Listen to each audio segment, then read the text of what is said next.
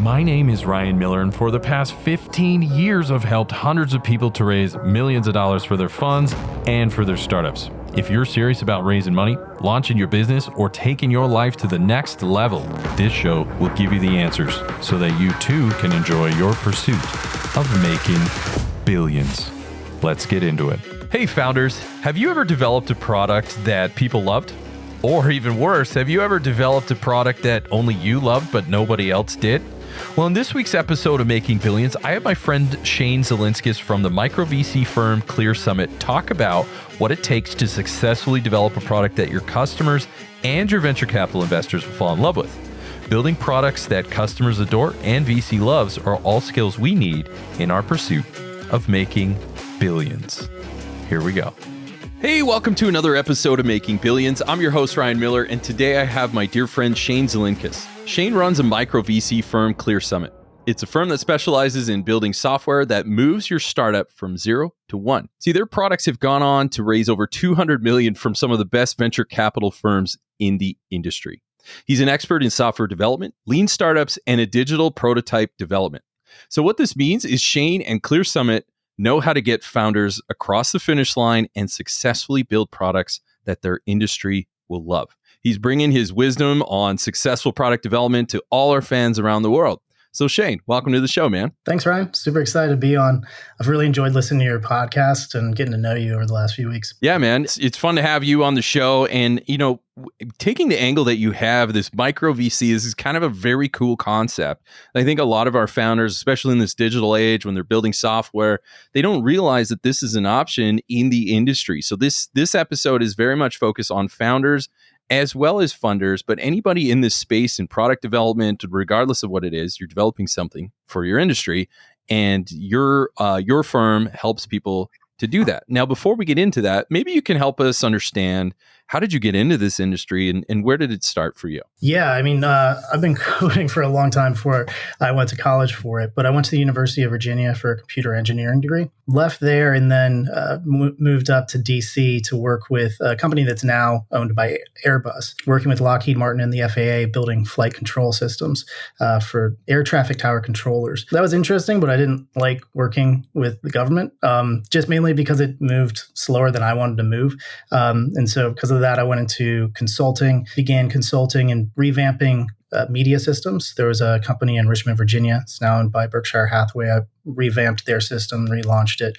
And then I started working with startups and Fortune 500, 5,000 companies, really taking them from 0 to 1 on products. So whether that's front end, back end, product, strategy, and that's really where I cut my teeth in on that. Did that for a few years, and I was in Richmond at the time with my now wife. Kind of looked at each other and said, well, you know, our next move here is to like buy a house and get like the white picket fence and get a dog, and we just weren't ready for it. And around that time, I discovered Tim Ferriss's 4-Hour Workweek. Oh, yeah.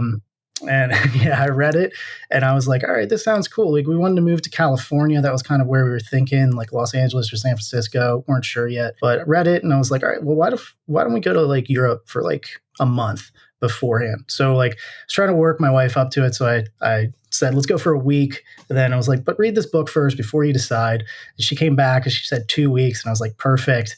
I just come back with 3. We're set at a month. It's going to be great. So I came back with 3 weeks and she just looks at me and she's like, why don't we go as long as we can? So we just ended up putting everything in storage. We didn't know where we were going to end up really, and bought one-way tickets to Europe and, went to a bunch of different places. I have some family over there, so it was nice to see them. And then came back and traveled around the States for a while as well. And about 9 months later, ended up in Los Angeles. I remember being on the road 30 minutes before the turnoff, whether we should go to San Francisco or Los Angeles. And it was like, all right, which one are we going to do? And we just ended up picking Los Angeles to see how it would work. And yeah, it stuck for, so that was really fun. During that time, while I was traveling in Europe, people started reaching out to me and asking me to build stuff. I guess like I created the space for that and the opportunity started arising. Originally, I just intended to do a little bit of consulting here and there to allow us to just keep traveling and doing that.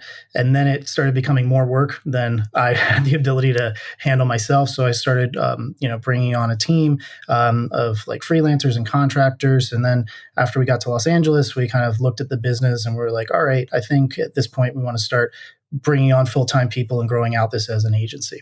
So That was 8 years ago. Wow, 8 years ago you started that. What a journey! I mean, you're inspired. You went all in on that 4-hour work week, and then you go to Europe, and then move back. I think it was about 9 months, and then in LA, and started, and you launched ClearSummit. That's awesome. So maybe you can walk us through a little bit about what is ClearSummit, this micro VC. I mean, tell us.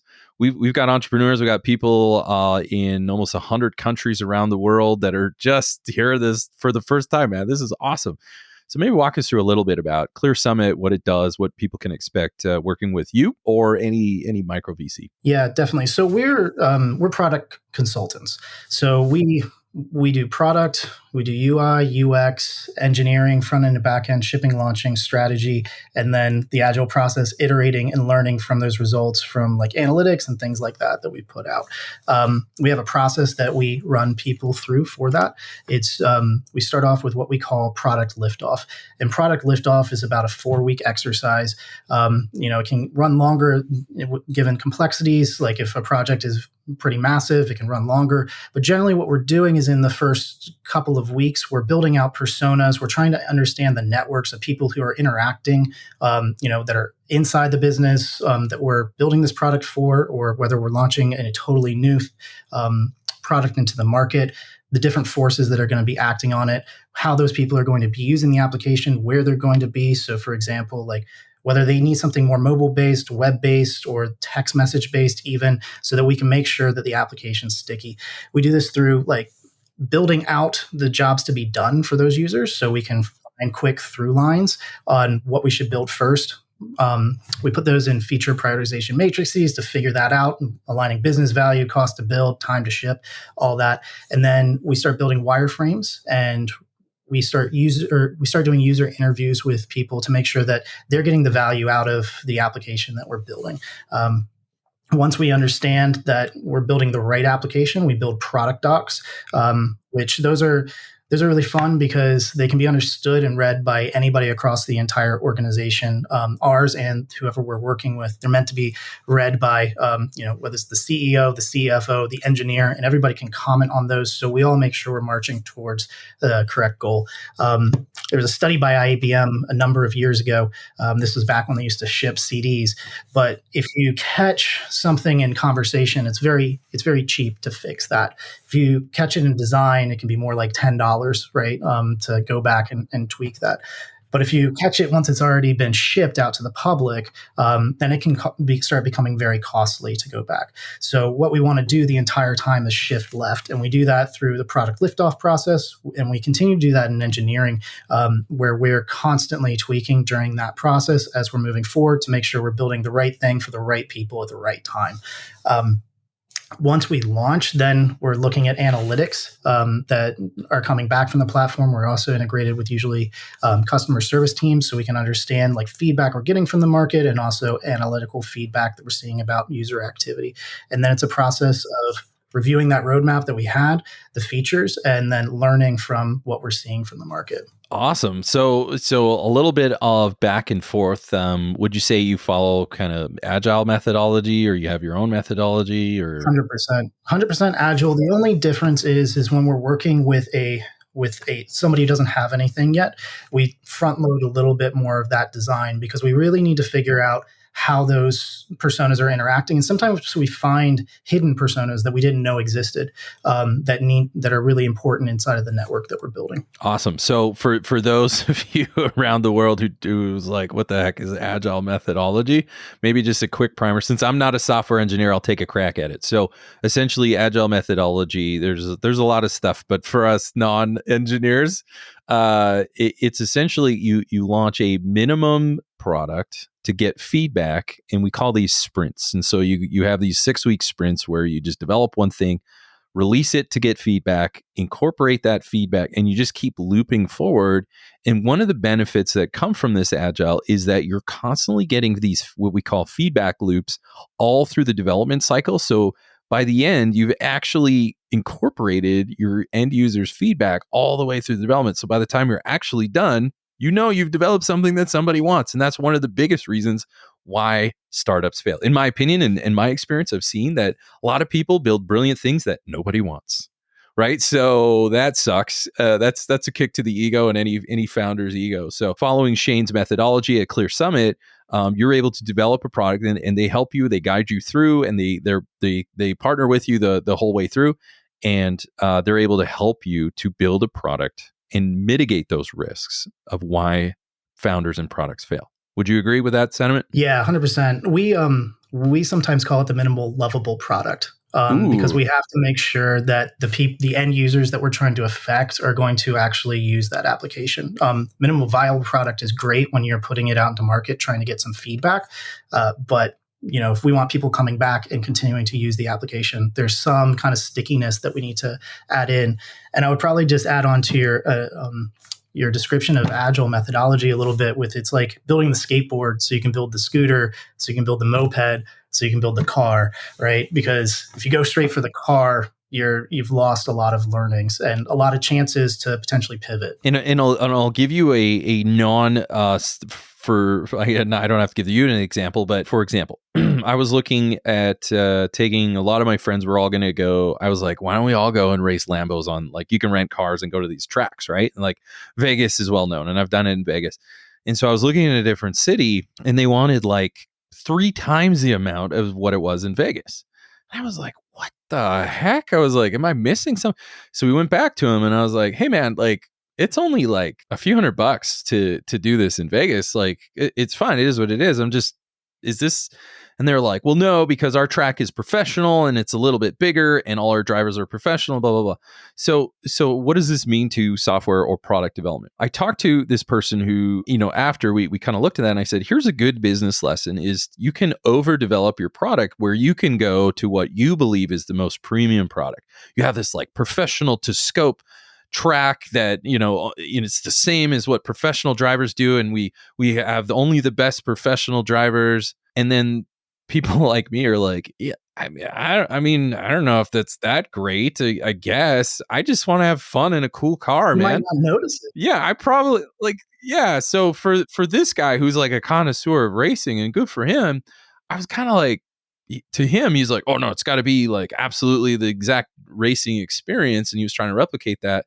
And he overdeveloped his product to the point where he priced himself 3 times out of the market, and then wanted me to still pay for it because of all of these things that he built and invested money in that I didn't care about. I was like, I feel like I'm not going to pay 3 times. Like, paying 3 times the cost doesn't give me 3 times the joy.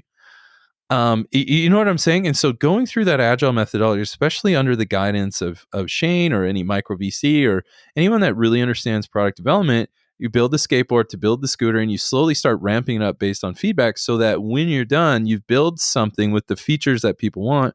And also you don't incorporate features that you find cool and no one else does.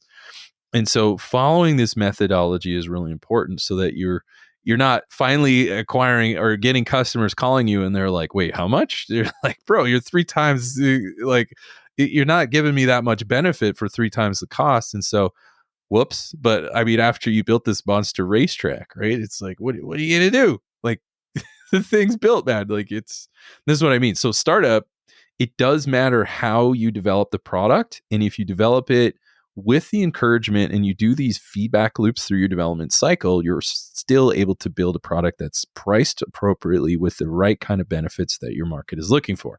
Imagine that. How can you fail? Right? So we're in better shape, and Shane certainly helps to get people across the line doing those feedback loops. So, as we round third base, I'm just curious. So you've helped founders, a lot of your companies that have come to you for support, you're well over 200 million from some of the best VCs in the company, in the industry. I'm just wondering if you have, like, what are some of those key areas that you found that might be helpful to guide some founders listening in developing their first prototype? Yeah, I mean, I think one of the first things is just going back to that agile concept, right? We don't want to build everything in the kitchen sink in the first version, right? We want to figure out how we can make it a part of somebody's life, right? So, or part of their routine, right? If we're building something for a business that's trying to get their employees to do something, it's really important to sit with those employees and understand what their daily life is like, right? And what we're trying to affect. Because if you just look at it from a business perspective, like, hey, we want for example, like a trivial example, like time tracking. Everybody hates to do it, right? It's not doing it because they want to be bad employees. It's just, it gets in the way, right? So really understanding how we can affect an emotion in those employees that like it makes their life easier and it reduces friction. Same thing when you're, even launching like a social media app as well, right? Like you don't want to, you want to create positive emotions in your users, but you also don't want to overload them, right? So it's about a lot of reducing friction, which is why we spend so much time in that first product liftoff phase. We really want to be able to have user empathy with the people that we're building the product for. Because at the end of the day, that's why that product exists, and we're trying to affect some sort of emotion. Like when we worked with Belkin, they had a subsidiary called Fin, and it's a unit you splice onto the main water line of your house. Well, a plumber usually comes out and does it for you. They have a service that does it. And it listens to your pipes 200 times a second. And we can tell like which faucet you're using, if you have pinhole leaks in your walls and everything like that. And at the time when we were building it, the IoT, we were looking at the IoT onboarding flows for a lot of different IoT hardware devices, and they were clunky and kind of annoying.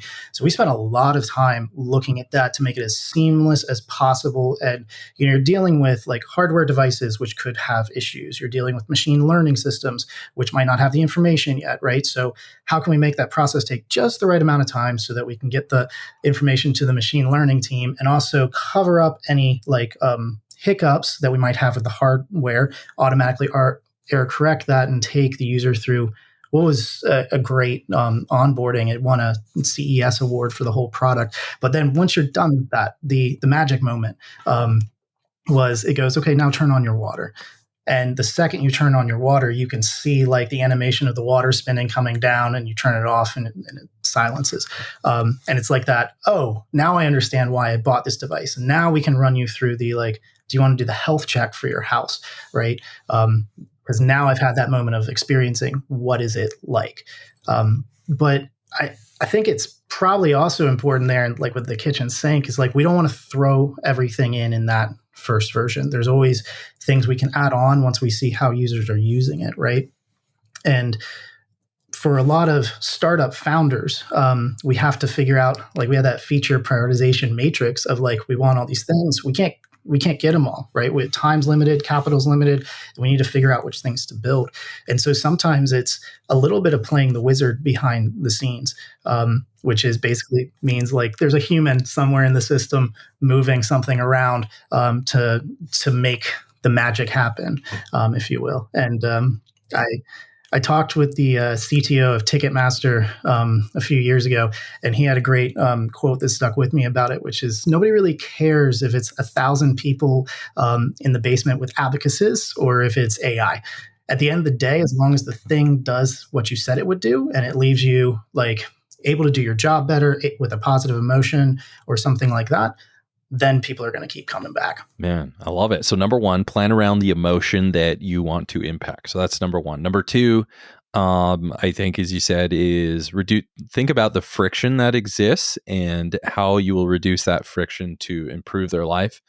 And then just number three is play the wizard. Did I get that right? Yeah. I mean, at some points, yeah, it's, there's times when you can make a prototype without even needing any tech. And I've coached some people through that where, they're just playing the wizard to see if they can get feedback and like buy-in from their audience to whether they should take it to the next stage. Yeah, that's brilliant. And, that reminds me, I think it was in the 70s or 80s, IBM used this, they were looking at getting speech to text, which is like nothing. You can get that in Word these days. It's nothing. But back then, that was a very big deal. And it blew people's mind. They're like, wait, I can just talk into a microphone and a computer will type what I say? What? Computers are amazing. And so they brought these people, and I think it was a hotel room or something, where they brought them in and they would speak to the microphone, and then they would see the monitor in front of them and they would see the words start to appear. And they're like, oh my gosh, I would love this. And so they were playing the wizard. And the wizard part was it wasn't a computer typing it. It was another typist, I believe, another lady in the room next door who was hearing them speak into the microphone, and she was typing what they were saying manually. Right, there was a human or a ghost in the machine, and then it was coming back, and they thought this was the computer, and so they were testing to say, do people even want this? Right, is there a desirability around this product? And so they play. Obviously, that's not a sustainable actual product, but there are ways that you don't have to build and spend all this money to test prototypes. The first thing you want to do is like, does the market, like, will this even land? Will people even get excited about the possibility of this innovation? And, one counter example. So that worked, and that was a wild success. One counter example that I I always laugh about. Do you remember Google Glass? Mm-hmm. And they would call the people that would wear them, they were being called glass holes. So, so people, do you remember that? So then people, they would wear them, and I just picture people walking into a pub, just minding their own businesses as they always do. But then everyone was like a little bit comfortable when they're being surveilled, or that's and so people started acting natural, and they're very uncomfortable, and they're like, "Bro, take those off, man." And so they created this product, and maybe that was their prototyping, but they created this product that, while it was cool, while it was innovative, the market didn't really want it. And so there's endless supplies of tombstones products that just didn't hit, right? And this is Google. I mean, they had all the money that you would ever want, and even they can have epic failures. So really getting your market fit, what emotion, and I think this just shows how professional you are, is in the development product. Just think about the emotion that people will experience using your product. And had Google done that with Google Glass, I bet they would have developed a different product, or wouldn't even have spent that much money in the beginning. Would you agree? Yeah, there's like an inflection point in the process where there's like, you can test up to a certain amount, and after that, it becomes like that's where you start spending like a magnitude order amount of money in order to accomplish something. It's about trying to find right before that point, so you can get the most amount of information, so you can make the decision whether to continue or not. And I think like what you touched on a little bit with like Google Glass, like there is a big social pushback to it, right? And sometimes society just doesn't want certain things. Like I even feel like with Amazon now is shutting down their Alexa service. Well, they're not shutting it down, but they're winding down the team. They're not putting as many people on it. People were creeped out. They're like, oh, the CIA is going to listen to everything I'm listening to, and it got a lot of pushback. And when you look at technology and society, there's two kind of concepts there, which is like social constructivism and technological determinism.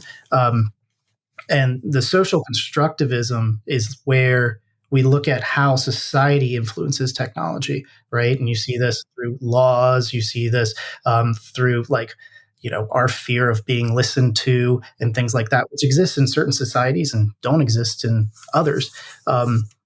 Yeah. And whereas technological determinism is basically the concept that like, if I build it, they'll come. Basically, like technology is the main driver of more technology. So what I'm hearing is you have to appreciate those competing forces, and or sometimes they compete, I guess, sometimes they work together. But so understand, how will society respond? So not just the end user, but just as a whole, how will this impact the society as it's using it? Consider that in your product development. And then also don't just have this idea as like, I don't know, I think it's cool, so if I build it, everyone else will think it's cool as well. And you're like, well, slow your roll, big guy. That's not always the case. Just like that racetrack example that we talked about. I'm like, I know you, and maybe the guy was a professional racer back in the day, and this was his dream, which is awesome.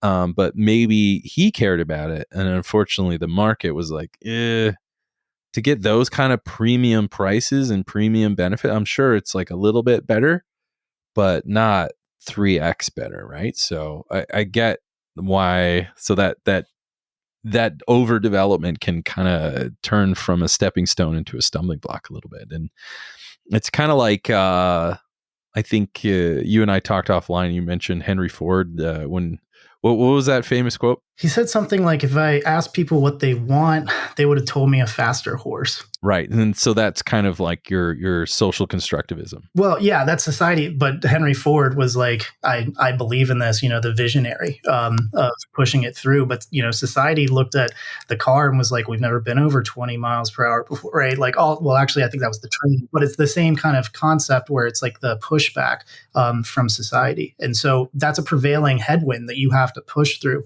if you're going to do that, which takes more user empathy, more understanding of like how these people are going to embed the technology you're building in their lives so that you can, push through that. Perfect. So there was a lot of good stuff. So plan your emotions, the friction, all these other things. And so as we wrap things up, is there anything else? Like, how can people get a hold of you? Where do they find you? If they find this interesting and they wanted to learn more, I certainly encourage people to do that. But how can they get a hold of you? Yeah, you can reach out to me at Shane@ClearSummit.com.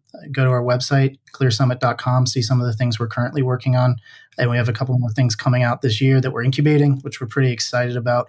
And Ryan, I want to thank you. It's been a pleasure getting to know you over the last few weeks and for inviting me on the Making Billions podcast. Yeah, buddy, it's so good to have you. So as we wrap things up, just in closing remarks, when you're developing your product, and that could be your offering as a fund manager in venture capital, private equity, or it could be as an entrepreneur building a software product or any product at all, understand how your product, or at least build those certain personas and understand how those personas will emotionally respond to using your product. Number two, think about the friction that exists. We talked about Amazon Alexa, right? Nobody has time to order stuff on their phone. I just want to speak to the air and my hot sauce shows up in my mail, right? So I knew exactly what they're doing. They're trying to reduce friction, make it as easy as possible to transact. And then, sometimes play the wizard. Number 4, play the wizard. You don't always have to overdevelop things. Sometimes you could just be like the CTO of Ticketmaster when he's like, no one cares, man. Like if it's 1,000 people in the basement with an abacus or AI, either way, as long as it delivers on that value, and then really understand how will society respond, and don't get too caught up in the if you build it, they will come. Developing products and bringing those products to market successfully are all the skills that we need in our pursuit of making billions. What a show. I hope you enjoyed this episode as much as I did. Now, if you haven't done so already, be sure to leave a comment and review on new ideas and guests you want me to bring on for future episodes. Plus, why don't you head over to YouTube and see extra takes while you get to know our guests even better.